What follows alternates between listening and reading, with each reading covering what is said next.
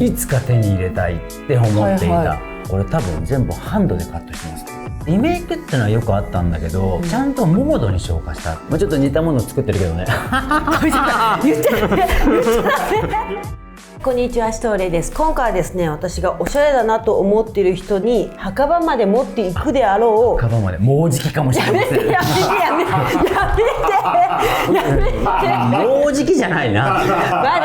まだあいにくまだまだすみません。もうそう、墓場まで持っていくであろう、珠玉のお宝5選を、紹介するコーナーになります。はい、そしてご存知金ちゃんになります。改めて自己紹介お願いします。そうですね、ブランドを今ちょっとやっていまして、今日はクリンクルクリンクルクリンクル、そこのアトリエに来てるんですよね。そちらの方からちょっと今日はぜひ今日も来ていただいてるし、こちらです。でもう一つインドの方で作ってるインディアズビューティフルってお洋服があるんですけども、そうなんです。そのブランドを2つやらせていただいてます。このフリフリはこれはクリンクルでございます。クリンクルですね。はい。フェミニンモチーフっていう。そうです。レイちゃんが最近言っているらしさの解放。そしてこちらは。そうなんです。よくぞ聞いてくれました。はい。これね、ほやほやなんです。実際昨日金子さんのねブティック、いいお店ですよね、あそこね。シャネル。おまけにカシミヤ100っていう。すごいね。メイドインイタリーのシャネル。保存状態も超良さげ。じゃあ1個目は。はい。1個目はですね、こちらです。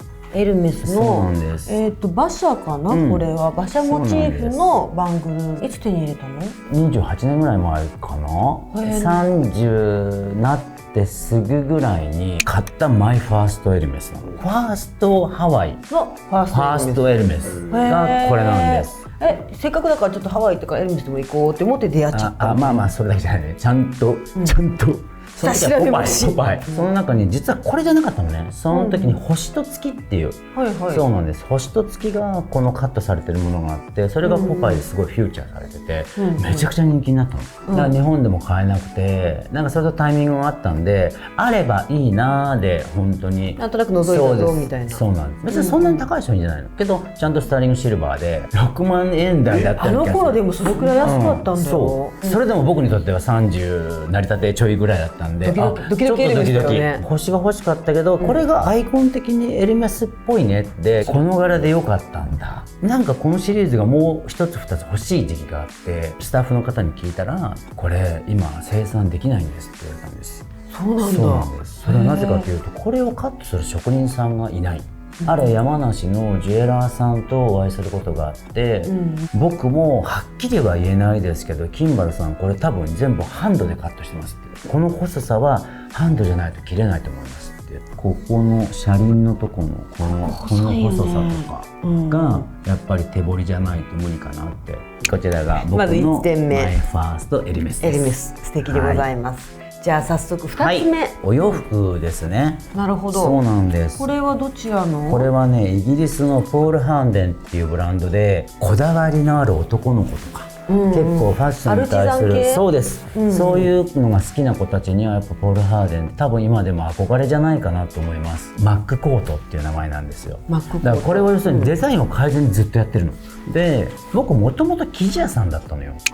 そうなんです。で20代、大学卒業して生地屋さんに入って、それこそ洋二さんの生地やらせていただいたりとか、で僕はだから根本そこが好きだったみたいなね。生地が好き。そう、でこのポール・ハーデンっていうのはまさに同じような作り方、ハンドメイドの全部お洋服の作りが。確かにハンドメイドインイングランドって書いてある。基本裏地もコットンっていう、要は19世紀18世紀とか、やっぱり昔のそういうものづくりだから、その僕がやってた生地の時代感と、ある意味そのおこがましいんだけどリンクするっていうか、でポール・ハーデンっていうそのプロダクトの存在を知って、デザイナーさんを知って、いつか手に入れたいって思っていた。でこれはいつ手に入れたの？30後半。どこで？これはね、実はジャーナルスタンダードのラックス、ジャーナルスタンダードラックスって、そうです。簡単な言葉で言ったらナチュラル系とかって言われた、要はハンドメイドだったりとかっていう、そのウィメンズのお洋服を集積した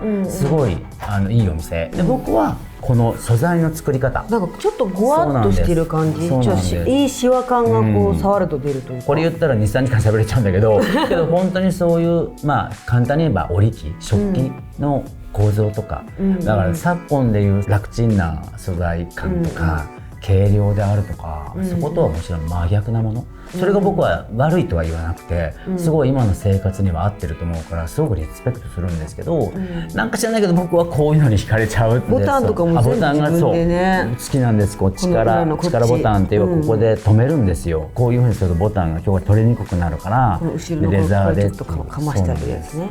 こういうなんかそこの時代とかものづくりにリスペクトして作ってるっていうのが、なんか僕の若かりし頃始めた、その諸先輩方と一緒にその250年200年の生地をこう見ながら、これどうやったら再現できるのって感覚にすごいリンクしてて、なるほどね。そうなんです。カーキとのねこのバランスも僕はすごい好きで、好き。そうなんです。なんかウォッシュもしてるしね。ボア感がすごいいいのと、1900年代からあったよって言われたら映画に出てきそう。そうなんです。まさにこれが僕の2つ目でございます。2つ目です。じゃあ3つ目。はい、これはね、なんかといえばみたいなかなって思った。そうだよね。金ちゃんといえばですよね。といえばそうなんです。ボディです。これはね、明智君にも言ってもらったね。金ちゃんといえばボディ、ボディといえば金ちゃん。言ってたね。別に PR でも何でもないんだけど、そうボディと出会ったのはもう5、6年か7年ぐらい前。場所はどこで？それはスーパー A。スーパー A マーケット。そう。けどメイデンの方が早かったの。お取り扱いはニューヨークメイドって書いてるやつが本当に一点物なの。これもだからテーブルクロスみたいな走りだよね。そうなんです。これを3つ目に選んだ理由って何なんですか？ポール・ハーデンもしっかり、さっきのエリメスのハンドメイド、ハンドクラフト的な要素っていうのが僕のやっぱり根幹作ってるっていうか、確かにクラフト感はキーちゃんの芯にある。それはね、レイちゃんによく言われるのよ。クラフト結構キルキンちゃんからしてもボディが違う。リメイクっていうのはよくあったんだけど、ちゃんとモードに昇華したっていうのにやっぱ一番ビビッときた。ほっこりしちゃうんだよね。そうなんです。それをモードにした。それはこれボディが始めた。それが僕が感じた違和感。田舎臭いのを始めた張本人かもしれないね。そう。こんな感じでございます。大丈夫かな？素敵です。素敵です。ね。結構でも合わせやすいよね。そうですよ。やっぱりこのシアのね、この辺から漏れてくるいろんなものとかも出てくるから。あと季節もそんな問わないしね。問わない。夏もいけるもんね。全然。ちょっと似たものを作ってるけどね。言っちゃいかん。違うんだよ。けどそれも大事じゃん。熱量がないモノマネはダメよ。熱量がある真似っていうのは当たり前だって僕は思うわけ。このものの作り方とか考え方を真似たいっていうか。はい、じゃあ金ちゃん4番目は。4番目はですね、こちらですか？そうなんです。これはアンタイトルドコーっていうブランドなんです。私もブランド知ってる方だけど初めて聞きました。いつ買ったの？これはボディ買った翌年ぐらいかな。じゃあ本当5、6。やっぱりリンクしてるんです。インディアって書いてあるからインドのブランド？そうです。そうなんです。ね、これ言うとほらなんか僕の今やってるものまたリンクしてくれる。そうだね。ネタばらしみたいな回なんだけどさ。アンティークの生地みたいな。古着屋さんに出てきそうな形だね。そう。これ選んだきっかけは？まあやっぱりそのらしさの解放。まあ何よりフェミニンなモチーフが。こういうブラウス、このフリルっぽくなってるの、あとお袖がバフってなってる。要はブラウスを着たいっていう。なるほど。そう、メンズにはありえない。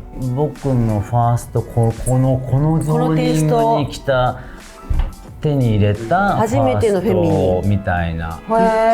クリエーションにも結びついてる。結びついてるんです。そうだよね。でもこれ買うのってそのファーストってことは結構躊躇もあった。いやこれ着てもいいのかな、このディテールあった。それはどうして乗り越えたの？人がやってないことをしたがるというか、唯一無二になれたらいいなっていう癖がついにその5、6年前にここに向かわしたと。これね着るとすごいからね。かわいさげ。ここがバフォーってなるから。着てみてもらえます？だったらレイちゃんに着てもらおうかな。じゃあ着てみますか。そうかわいい。でも金ちゃんっぽい。そうでしょ。なんかね今の金ちゃんっぽい。シルエットは超女の子なんだけど、素材が結構そやな感じそうで、切りっぱだからそこまで甘々しくならないのがポイントだね。そうなんです。じゃあ最後、5番目はそうなんです。5番目は指輪そうなんですですが、どこの指輪でしょう。こちらはですね、ストーンズっていう、ストーンズ。これは日本のブランドです。そうなんだ。そうなんです。女性のデザイナーさん、ディレクターみたいな方がいて、旦那様、パートナーの方と一緒にやられてるところなんですけど。全部ハンドメイド。そうなんです。ハンドメイドですね。まず一つ目がこれね。いろんな石が入って違うんです。これ1個ですね、ルビーなんです全部。同じルビーなの。全然色が違うって見えるよ。そう、これは要はエネルギー、赤、炎、熱量。だから戦いに挑む時は結構このルビーの指輪を締めて戦いに行ったりとかっていう。そうなんです。これもだからコロナ前だから5年前ぐらい夢、まあこの辺がどんどんリンクしてくる時に買っていたんですけど、ただ僕が1月の6日が誕生日なんですよ、年明けの。だから自分へのよくあるあるだけどさ、ご褒美したかったから、これじゃあその時にいやだったらうちせっかく出会いだしスペシャルにしようかしらって彼女が言ってくれたの。ほう。でだったらなんか文字とか入れてみる。これ実は「Everything Must Go」と入ってます。金ちゃんは行くっきゃないじゃん、今行かないでどうするの、あなたがそういう感じに私は見えたって言ったの。まあそうだね、いろんな背中を押してもらったことがあったのを見て「エブリシングマストゴー」って書いておこうみたいな。